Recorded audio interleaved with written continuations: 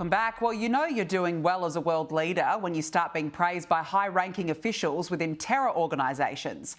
Hamas official Bassem Naim has heralded UK Prime Minister Keir Starmer's intention to recognise Palestinian statehood as bringing victory and liberation for the terror group. Let's bring in Spiked online editor Tom Slater now.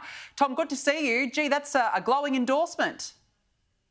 No, absolutely. I mean, when Keir Starmer made this announcement, his kind of convoluted roadmap to recognition of Palestine, it wasn't obvious who this was going to please. It certainly didn't please Benjamin Netanyahu and the Israelis. It certainly didn't please the left of his party, who already see him as a sellout on this particular issue. But now we know who it pleases, Hamas. This was always going to be the way. It was always obvious that if you took this sequence of events, you have October the 7th, the worst massacre, pogrom against Jews since the Holocaust. You then have a war in which Hamas willfully put their citizens in harm's way, as they always do. If the end point of that is recognition of a Palestinian state, in what sense are you not rewarding terrorism? In what sense are you not rewarding their genocidal pogrom? So it's a reminder that this plan was always absurd and despicable to begin with. But yet we've answered the question finally about who this will please, and it is the jihadist killers themselves. Yep, it's a complete concern on the world stage and an embarrassment, quite frankly. Now, look, Palestine Action has won permission to challenge its ban by the UK government under terror legislation. Lawyers for the group claim that their ban breached their free speech rights and acted as a gag on legitimate protest. Tom, the group broke into defence firms linked to Israel and caused millions of pounds worth of damage to jets at a Royal Air Force station. Is that a risk to free speech or a national security risk?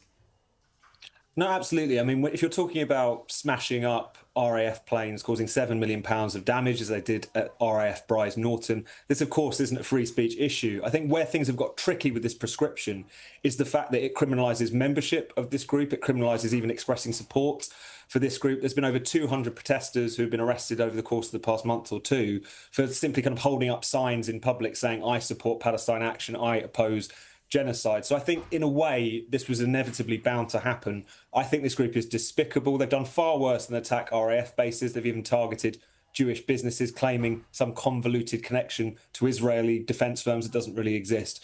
But I think what the government should have focused on is cracking down very hard on the elements within this which were criminal, which were about inflicting damage and so on, because I think this broad sweeping prescription was always going to lead them to a situation where it was going to end up being relitigated in the courts. So I think it was always going to come to this point, unfortunately. Yeah, clearly, and it has. Now, look, Tom, migrants are not only being housed in hotels in the UK, they're now occupying flats, costing taxpayers hundreds of thousands of dollars. Tell us more. Absolutely. So there's been protests in the Hampshire town of Waterlooville because this block of flats, newly converted, some of them £250,000 worth of property there, were suddenly requisitioned, were going to be turned over to housing illegal migrants, asylum seekers, pick your euphemism. And there's been this response, peaceful protests from the local community. It now seems to me that whether it's a migrant hotel or whether it's a block of flats or whatever it might be that it's being handed over to house asylum seekers, we're now going to see protests like this time and time again. It just reminds the government, I hope, that you can't just keep pushing this problem around. Even if you close down all the migrant hotels tomorrow, as they claim they want to do, the people who are here have to go somewhere unless you're willing to properly process them and deport the ones who should not be here. So I think it's just a reminder that all of our problems and all of the public concern with this issue is concerned is downstream from the fact that we've lost control of the border. We need to fix that and to regain that control, and then maybe they can start to sort out the rest of these problems. Yeah, clearly people have had enough. Now, just before we let you go, we're almost out of time, but thousands have lined the streets of Birmingham to pay their respects to the Prince of Darkness, Ozzy Osbourne. Tom, of course, following his death, it was a fitting farewell, wasn't it? No, absolutely. Obviously, in the city of his birth, Birmingham, many of his fans there lining the streets. But I think it's also touched a nerve with a lot of Brits who weren't necessarily huge Black Sabbath fans, but really kind of appreciated him as a character, as one of that kind of dying breed of working class Brits who could get a few bandmates together and make a huge impact on the world. So, yeah, very sad scenes there. Yeah, 4 blokes from Birmingham, and they made it. They did so well. Tom Slater, good to see you. Thanks for joining me.